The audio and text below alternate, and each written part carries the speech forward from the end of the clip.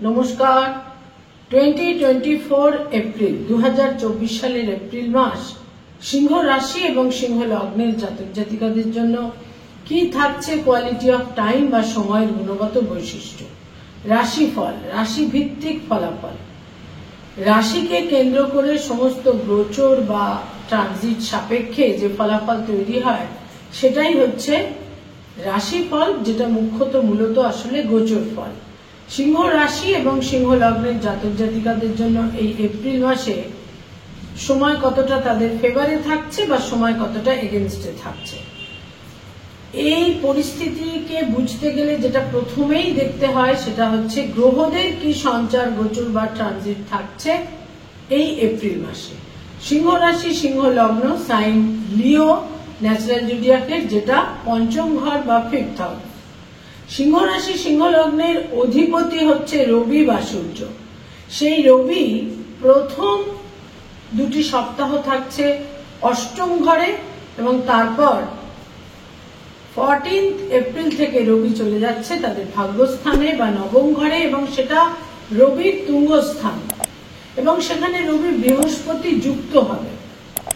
Second হাউসে কেতু থাকছে পুরো মাস, অষ্টমে থাকছে রাহু পুরো মাস, এবং সেখানে বুধ চলে আসবে 9 এপ্রিল বক্র গতিতে অষ্টমে, এবং এখানে বুধ মার্গী গতিতে ফিরবে 25 এপ্রিল। বুধ মার্গী গতিতে ফিরবে এবং বুধ বক্র গতিতে যাচ্ছে ভাগ্যস্থানে নবম ঘরে 1 এপ্রিল, একদম প্রথম দিন। বৃহস্পতি পুরো মাসই থাকছে 9th হাউসে বা ভাগ্যস্থানে, এবং শুক্র এখানে এসে জয়েন করবে 25 এপ্রিল। শুক্র 1 এপ্রিল থেকে 25 এপ্রিল পর্যন্ত শুক্র থাকবে তাদের অষ্টমে, শুক্রের তুঙ্গ গৃহে। এবং সিংহ রাশি সিংহ লগ্নের যেটা সপ্তম ঘর 7th হাউস, সেখানে শনি থাকছে পুরো মাস, এবং সেখানে মঙ্গল অবস্থান করে থাকবে 23 এপ্রিল পর্যন্ত।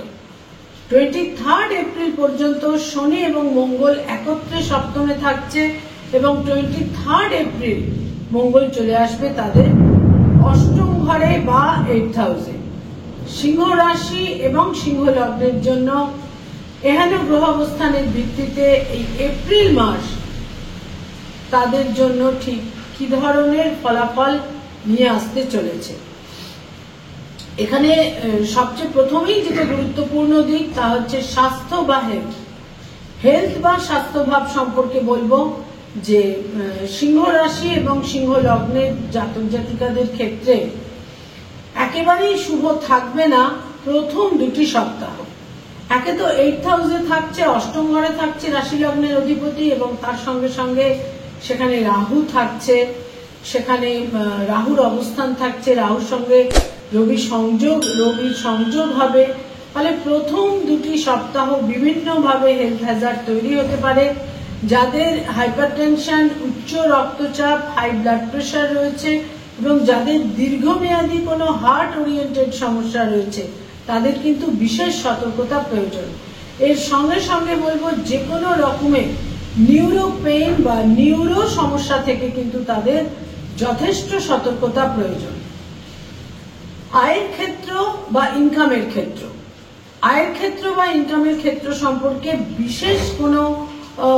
বিশেষ একটা হয়তো জটিলতা থাকছে না, তবে তাদের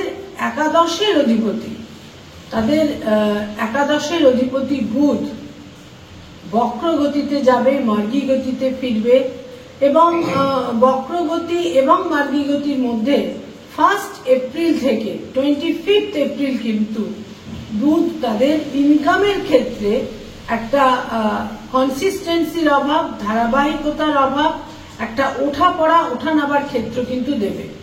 এবং যেখানে যেখানে তাদের এক্সপেকটেশন ছিল ইনকামের ক্ষেত্রে, অর্থাগমের ক্ষেত্রে, সেখানে কিন্তু তারা কিছুটা আশাহত হতে পারেন, কিন্তু 25 এপ্রিলের পর থেকে ক্রমশ তাদের আয়ের ক্ষেত্রে একটা কাম্য বা যেটা তাদের বাঞ্ছিত ছিল সেই জায়গাটা কিন্তু ক্রমশ আবার ফিরে আসবে। ব্যয় ভাব বা ব্যয়ের ক্ষেত্র সম্পর্কে বিশেষ কোনো আলাদা রকমের বলবার কিছু নেই, তবে বিভিন্নভাবে ব্যয়ের প্রয়োজন হতে পারে, কোথাও শরীর স্বাস্থ্যের কারণে, কোথাও লাক্সারিয়াস আইটেম ক্রয় ইত্যাদির কারণে একটা ব্যয়ের ক্ষেত্র কিন্তু থাকছে। এবং যারা কোনো আইনি সমস্যা বা লিটিগেশনের মধ্যে রয়েছেন তাদের জন্য বলবো একটা ব্যয়ের চাপ বা ব্যয়ের ক্ষেত্র কিন্তু বিশেষভাবে বৃদ্ধি পাবে, ব্যয়ের আধিক্য সেখানে বিশেষভাবে কিন্তু দেখা যাচ্ছে। এরপর যেটা আরেকটি মুখ্য গুরুত্বপূর্ণ দিক সেটা হচ্ছে সিংহ রাশি সিংহ লগ্নের সেই সব জাতক জাতিকা যারা ছাত্রছাত্রী স্টুডেন্ট বা শিক্ষার্থী বিদ্যার্থী, তাদের জন্য কিন্তু প্রথম দুটি সপ্তাহ একেবারেই ফেভারেবল থাকছে না, কিন্তু শেষ দুটি সপ্তাহ আপনাদের জন্য ফেভারেবল। উচ্চশিক্ষার ক্ষেত্রে যারা কোনো পোস্টডক পিএইচডি ইত্যাদি করছেন, উচ্চশিক্ষার ক্ষেত্রে কিন্তু তারা নানা রকম ভাবে সুফল পাবেন, ভাগ্যের ফেভার পাবেন, তারা কোথাও গাইডের ফেভার, মেন্টরের ফেভার, শিক্ষক শিক্ষয়িত্রী অধ্যাপক অধ্যাপিকাদের একটা ফেভার ইত্যাদি কিন্তু তারা নিশ্চিত রূপে পাবেন। তো সুতরাং 14 এপ্রিল থেকে পুরো এপ্রিল মাসে স্টুডেন্ট যারা তাদের জন্য বিশেষ কিন্তু একটা ফেভারেবল সময়, ইতিবাচক সময়, পজিটিভ সময় থাকছে। কিন্তু প্রথম দুটি সপ্তাহে বাধা বিঘ্ন, ডিলে, বিড়ম্বনা, কারোর কোনো কমিটমেন্ট ফিল করা ইত্যাদি বিভিন্ন কারণে কিন্তু তারা বিব্রত হতে পারেন, তাদের কিছুটা ব্যাহত হবার ক্ষেত্র কিন্তু থাকছে। যারা রিলেশনশিপ, প্রেম, প্রীতি, প্রণয় ইত্যাদির মধ্যে রয়েছেন সেক্ষেত্রে যেটা বিশেষ গুরুত্বপূর্ণ দিক সেটা হচ্ছে এই মাসে তারা বিবাহের সিদ্ধান্ত নিতে পারেন। প্রবল সম্ভাবনা থাকছে প্রেমের সম্পর্ক বিবাহে পরিণত হওয়ার এবং বিবাহের সিদ্ধান্ত নেবার একটা প্রবল সম্ভাবনা থাকছে। এবং এক্সিস্টিং যে সম্পর্ক রয়েছে রিলেশনশিপের ক্ষেত্রে সেখানেও তারা শুভ ফল পাবেন, সেখানে পরস্পরের মধ্যে একটা নৈকট্য, আন্ডারস্ট্যান্ডিং ইত্যাদি এথিক্যাল দিকটা বৃদ্ধি পাবে এবং আকস্মিকভাবে নতুন প্রেমের সম্পর্ক এই মাসে তৈরি হতে পারে লাস্ট 2 উইকসে, এবং সেখানে সেই সম্পর্ক অত্যন্ত একটা কোনো বিশিষ্ট কারোর সঙ্গে একটা কোনো সম্পর্কে আবদ্ধ তারা হতে পারেন। যারা অলরেডি বিবাহিত দাম্পত্য জীবনে রয়েছেন সেখানে কিন্তু সংঘাত, কনফ্লিক্ট, মতভেদ, মতানৈক্য ইত্যাদি যেমন তৈরি হতে পারে, ঠিক সেই রকমই হাজবেন্ড বা ওয়াইফের শরীর স্বাস্থ্যের ক্ষেত্রে ভীষণভাবে যত্নশীলতা প্রয়োজন। সেখানে কোনো ছোটখাটো বিড়ম্বনা, সার্জারি, রক্তপাত ইত্যাদিরও কিন্তু সম্ভাবনা থাকছে। যারা ব্যবসা বাণিজ্য করেন, বিজনেস ওরিয়েন্টেড পিপল, তাদের জন্য বলবো বাধা বিঘ্ন সংঘাত থাকবে, কিন্তু তার সঙ্গে সঙ্গে উন্নতি এবং অগ্রগতি এটাও কিন্তু অতি অবশ্যই থাকছে। এবং আত্মশক্তি, পরিশ্রম ইত্যাদি এবং উদ্যম ইত্যাদি তাদের কিন্তু একটা বিশেষ জায়গায় পৌঁছতে সাহায্য করবে। যারা সরকারি চাকরি করেন, গভর্নমেন্টের সঙ্গে কানেক্টেড হয়ে কাজকর্ম করেন, লাস্ট 2 উইকস আপনাদের ফেভারে থাকছে। বিভিন্নভাবে ভাগ্যের ফেভার, সময়ের ফেভার, পারিপার্শ্বিক মানুষদের ফেভার, কর্মক্ষেত্রে যারা রয়েছেন তাদের সঙ্গে সংযুক্ত হয়ে সেখানে তারা ফেভার পাবেন। বেসরকারি ক্ষেত্রে যারা রয়েছেন তাদের জন্য বলবো পুরো মাসটাই কম বেশি আপনাদের ফেভারে থাকছে, তবে শেষ সপ্তাহটি দূর যাত্রা, বিদেশ যাত্রার ক্ষেত্রে কিন্তু যথেষ্ট অনুকূল থাকছে।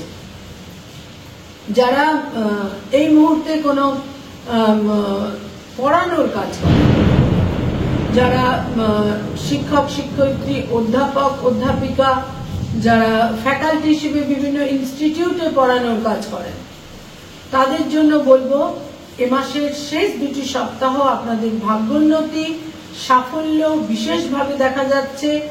মর্যাদা বৃদ্ধি এবং অ্যাপ্রিসিয়েশনের ক্ষেত্রটাও কিন্তু অত্যন্ত শুভ থাকছে লাস্ট 2 উইকসে।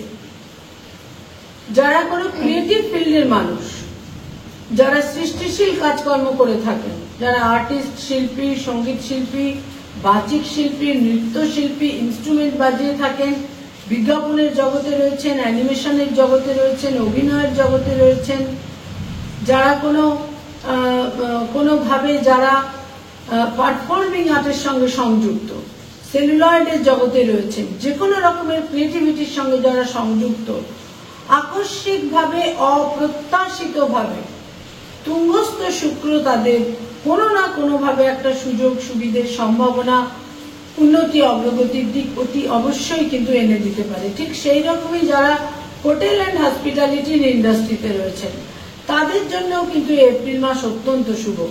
এবং বিশেষ করে আমি বলবো লাস্ট 2 উইকস যারা এই মুহূর্তে কোন রকম ভাবে কোনো প্লেজার ট্রিপ বা কোনো দূর যাত্রা, ধর্মীয় স্থানে ভ্রমণ, কোনো ভ্রমণে যেতে চাইছেন, 14 এপ্রিলের পর থেকে সময় আপনাদের জন্য মসৃণ এবং অনুকূল।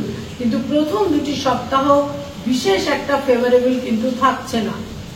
যারা মানি মার্কেটে রয়েছেন, stock market, share market, insurance, banking sector, যারা চার্টার্ড অ্যাকাউন্টেন্ট, নিজস্ব চার্টার্ড ফার্ম রয়েছে, যারা এজেন্ট হিসেবে ইনভেস্টমেন্টের কাজ করিয়ে থাকেন, এই সমস্ত ক্ষেত্রে কিন্তু বলবো যে বিশেষ সতর্ক থাকতে হবে 9 এপ্রিল থেকে 25 এপ্রিল। 25 এপ্রিলের পর সময় ক্রমশ আপনাদের ফেভারে থাকবে, সময়ের একটা আনুকূল্য থাকবে।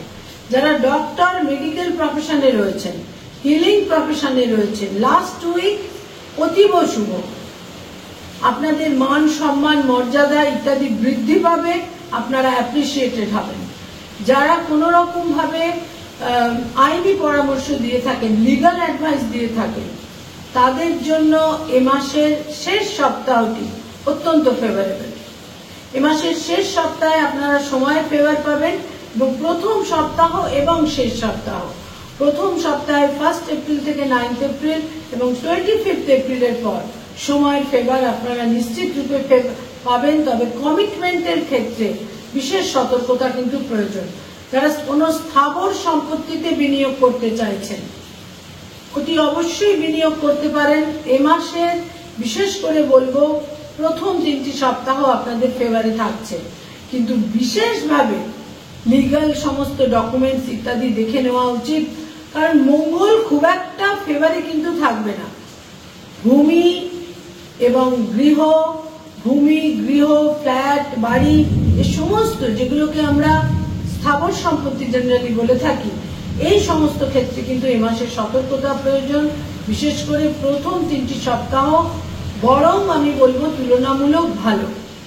যারা পিতামাতা, পেরেন্টস, তাদের জন্য বলবো যে সন্তানের ক্ষেত্রে একটা মতভেদ তৈরি হতে পারে, সন্তানের সঙ্গে একটা মতভেদ, মতানৈক্য, বিড়ম্বনা কিছুটা তৈরি হতে পারে, সেখান থেকে একটা আপনাদের স্ট্রেস লেভেল বেড়ে যেতে পারে। কিন্তু সন্তানের ভাগ্যোন্নতি, সাফল্য ইত্যাদি কিন্তু 14 এপ্রিলের পর থেকে যথেষ্ট শুভ বলে দেখা যাচ্ছে।